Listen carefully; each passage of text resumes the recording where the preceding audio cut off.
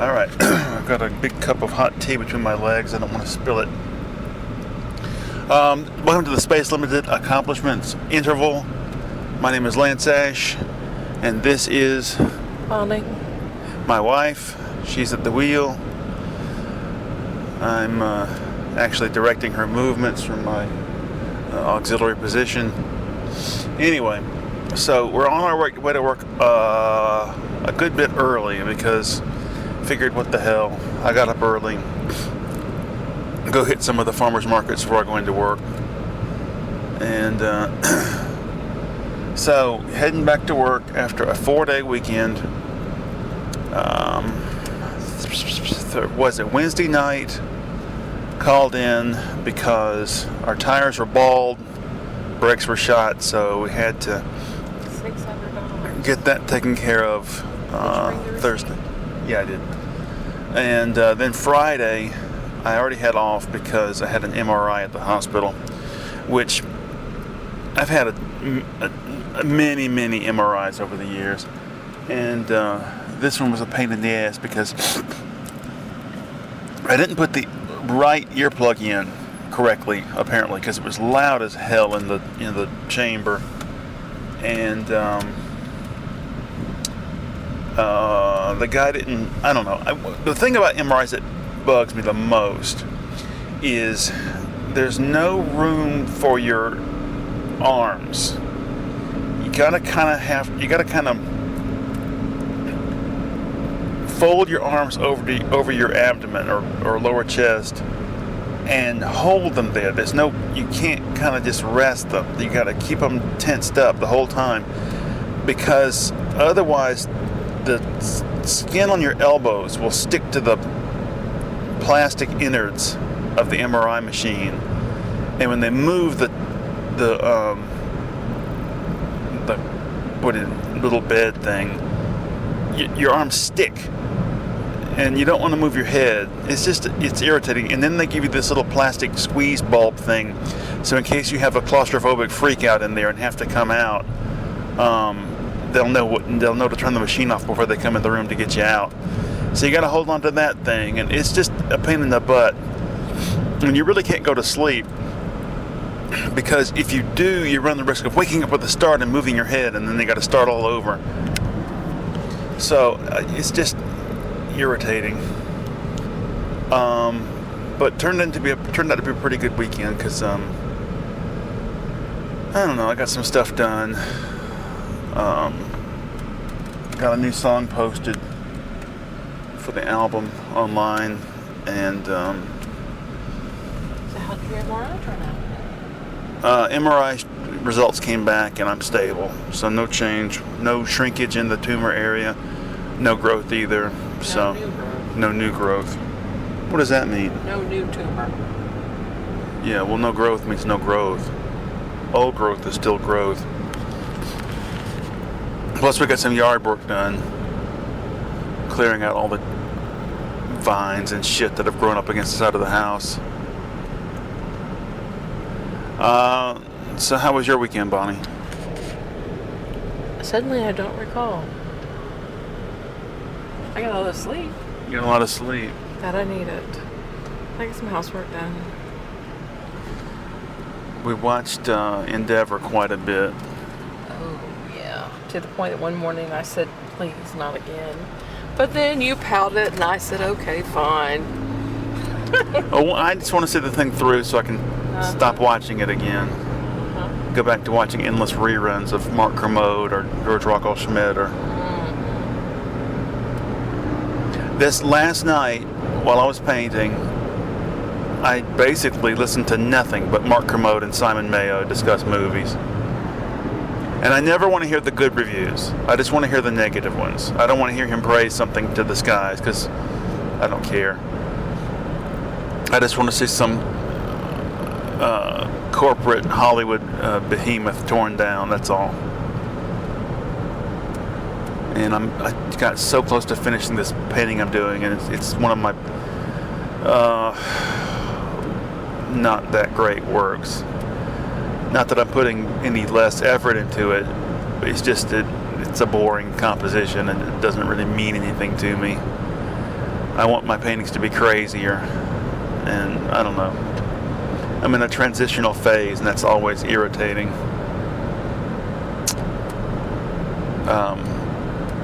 So, what else happened this weekend? Reed came over for the last time. Yeah, our daughter's moving away further, so she'll be doing her laundry somewhere else. She said the apartment has a washer and dryer in the apartment. Is that what you meant? Yes, that's correct. It's provided by the apartment, and it's off of the kitchen. So it has its own little room next to the electrical panel. And then in addition, they have a patio with a storage building out there and the hot water heater out there as well.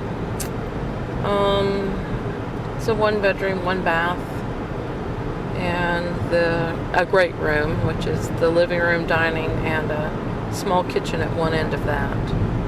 It's small. It's barely twice the size of the one she has now. Well, she's moving in with her boyfriend, and I predict that within, I don't know how many months it'll be, but he'll have her eating meat and going to church before you know it. Oh God, I hope not. But I do predict that they're going to have some serious trouble in the next couple of weeks. Because he'll discover what we discover at living with her. She's difficult. I bet he's a slob in his own way.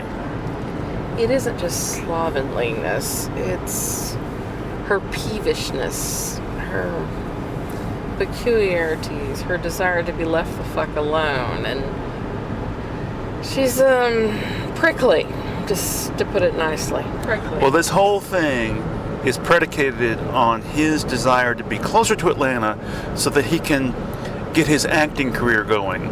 And when the acting career continues to be stillborn, he's going to get more and more frustrated.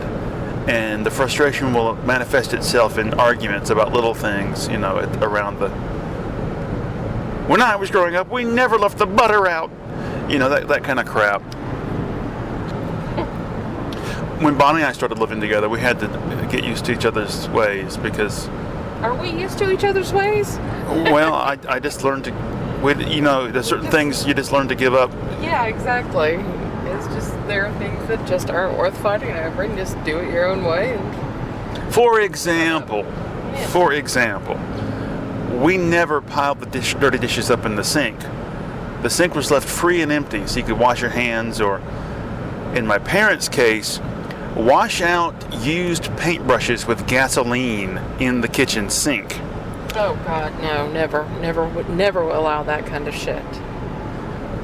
But apparently Bonnie thinks that the sink is the repository for dirty dishes before they're being washed. So I've just had to give up on that thing and start peeing in the bathroom sink. Excuse me? Excuse me? I do not have a dishwasher. Yeah, that's one thing I feel bad about. Bucket on one side that I use to wash my dishes, and he does not like it. So, well, okay, we've dithered around enough. Let's come up with a topic to talk about. Topic? A topic, you say? Oh God, it's Easter. Oh, is that what it is? Yeah. When I was a kid, Easter was, you'd get up on Sunday morning, Easter morning, and my mother would have bought us little Easter baskets full of chocolate and crap. But also, at some point, Easter became the day that you got a glider. At first, we got balsa wood gliders every year, and then one year we got these styrofoam gliders that were like 3 foot wide. Yeah. And they were fun for like that morning, and that was it, because you got nowhere to store them. Mm-hmm. And in those days, you just burned stuff. Refuse was burned. You didn't do something special with it, because the sky is so big. There's plenty of room for smoke and shit. We had a trash barrel in the backyard where you'd take the trash in a paper grocery sack. The trash would build up, and then you'd take it down to the trash barrel and burn it. And when the trash barrel was full of ashes, you'd pick it up and put it in the back of a truck and take it down to the dump and dump it at the dump, and that was the end of it. And my mother had to teach me how to light a paper match, because I was always afraid of getting burned. And I'll tell you something funny. At the hospital, I'm waiting to get checked in to do the MRI. In a little waiting room, and there's 3 cubicles, only 2 of which are occupied by a hospital staffer. So the one in the middle, the chick working in that one, I swear to God, she wouldn't fit in front of this car. She must have weighed about 400 pounds. Yeah, Ivani's right. She would not have fit into She would not have fit in this car. Yeah. And I'm like, oh my God, her head is like a peanut on top of her bulk. And then I look over on the right, in the right cubicle, and the chick in the other one, she was close to that. She wasn't maybe 400, she was 300 maybe. But she was a whale too. And she had these great big flour sacks for tits sticking out of the top of her blouse thing. Hanging out. Yeah. But they weren't the good kind of tits, the one that you want to, see a little more of. And you're like, no, it's just an extension of your belly. I felt sorry for the chick in the middle, though. I have this fantasy where I'm a billionaire, and I have like a weight loss island, and I offer people, like free trips there. We're going to pay all your bills for a year. You get to go to the weight loss island, and we'll take off all that weight. Of course, it wouldn't work. But anyway, so what did you do while I was in the MRI machine? I sat in the hallway and I did Sudoku puzzles.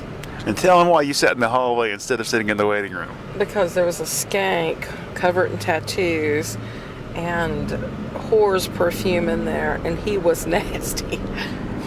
I was already... My eyes were burning. He walked in the room and my eyes started burning. It was so bad. Yeah, I was already out in the hallway when he came in, because I was impatient for the nurse to come back and take me back there. So Monty's in the waiting room, and this guy comes in. He was in jeans, work boots, t-shirt, baseball cap tipped backwards, had his cell phone so he could, look at the latest Trump post, I suppose, and his arms were covered with little lacework black tattoo lines. I guess he was saving up to get them filled in with color. But he had this skank. This odor, like, I'll tell you something, I can't stand perfume, either on a woman or a man, doesn't matter. I can't stand it. It was some kind of combination between perfume, aftershave, and Axe body wash. Yeah. You remember the time that we went to the store and we opened that thing and smelled it? We're like, oh my God, this is so bad. And they've been marking it right and left, this, that, and the other. Bye. Yeah. And of course we're curious, not that we would ever buy something with perfumes. But my God, that was some nasty shit. Well, before Bonnie and I met, what was it? It was Ralph Lauren's Polo cologne for men, and it just had this smell that to me was a redneck smell. So I'm riding in the car with my friend Richard, and he was putting this stuff on, and I said, can you not put that on in the car? It makes me gag. I can't stand the smell of that. He sprayed me with the fucking shit in the car, and I threw a fit and demanded he stop the car. No, maybe I was driving. Yeah, maybe I was driving. And I stopped the car in the middle of the road and said, get the hell out of the car. I was so furious. I can't stand that smell. What type of perfume cologne did you wear? Growing up, actually, I went through a phase where I wore the old-timey stuff. What do you call it? What is it called? The one with the sailor thing? Yeah, the sailing theme. What was that one? Oh, Christ. Spice? Old Spice, Oh, yeah. God! That's so disgusting. Because my dad wore it. Oh, God. My father is a big advocate of cologne, and He's such a big advocate. We went to a Thai restaurant once, and I had to sit separate a chair apart from him because he smelled so badly. It smelled so much that I couldn't smell the food. they have this this disinfectant spray at work that you're encouraged to use to wipe down the tables and chairs when you sit down in the break area. And there's an old man up there who is obsessed with it. He doesn't want to get COVID so bad. When he sits down, he soaks the table in it. And anyway, I have gotten to the point where I have to, sometimes he wants to use the table that I like, and he gets there before I do. So every time I sit down and take my preferred little area, I have to bend over and sniff the top of the table to check and see if it smells like that shit. Because if it does, I have somebody left a sweater or something up there, and I cover the table with the sweater. And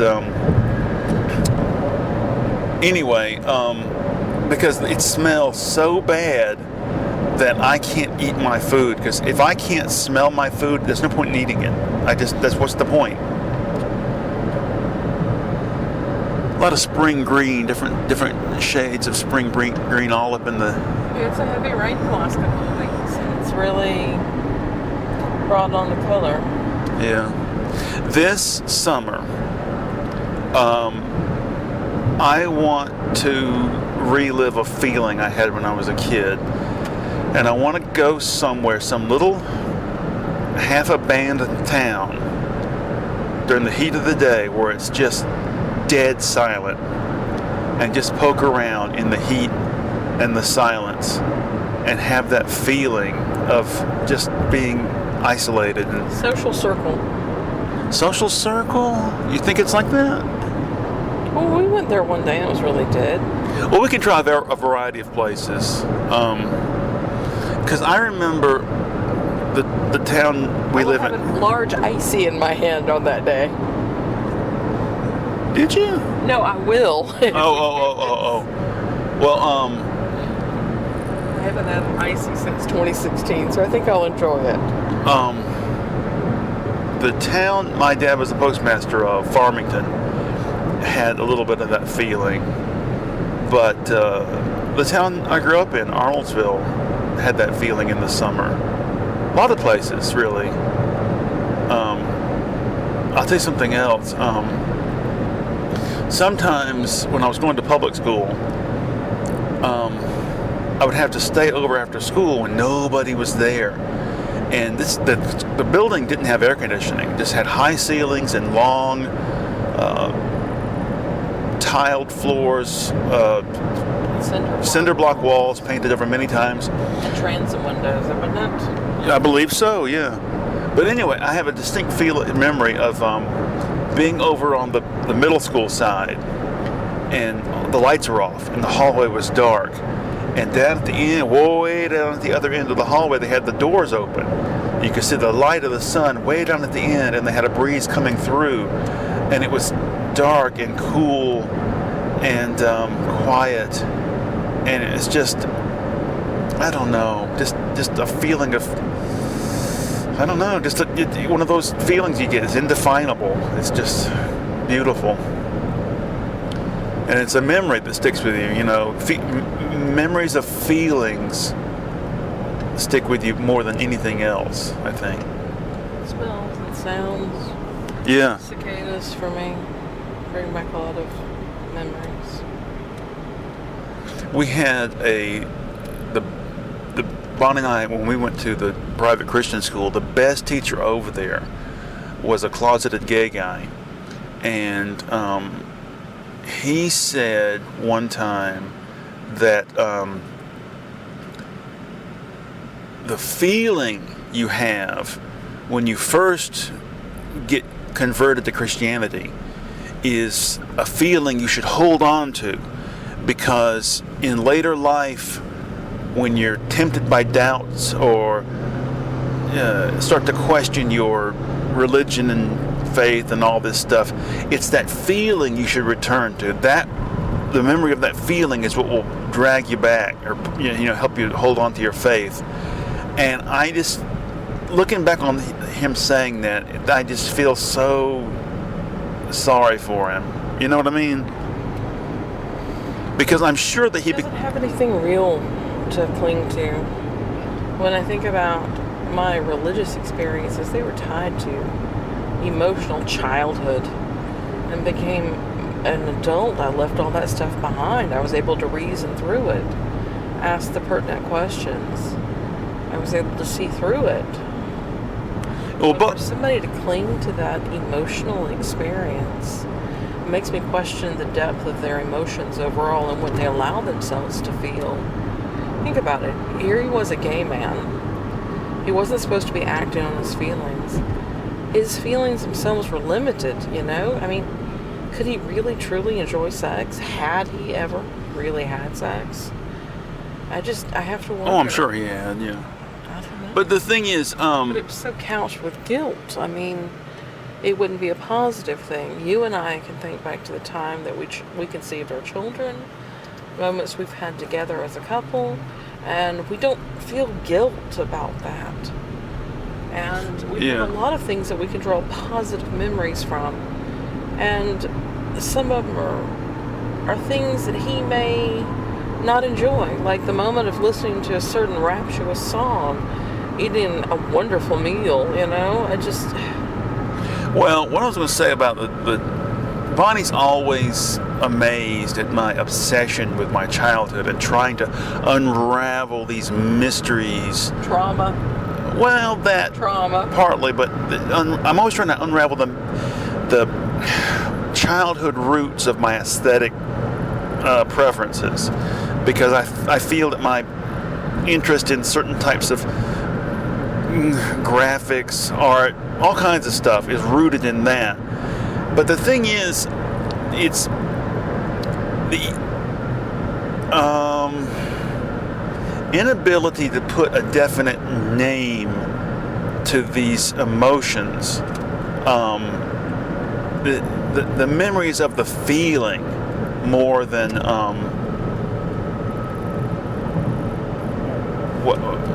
what the feeling was, or what it was. I don't know.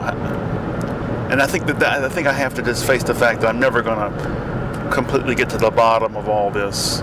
I am starting to remember a lot more from my childhood, but I don't think that that's going to do much towards answering all this. Maybe it will. Who knows? It's like I'm trying to remember the key to some mystery. All right, we're coming to the end of the show. Anything else to add? No. Nothing? No. Say something pithy and wise. Pithy and wise. Something pithy and wise.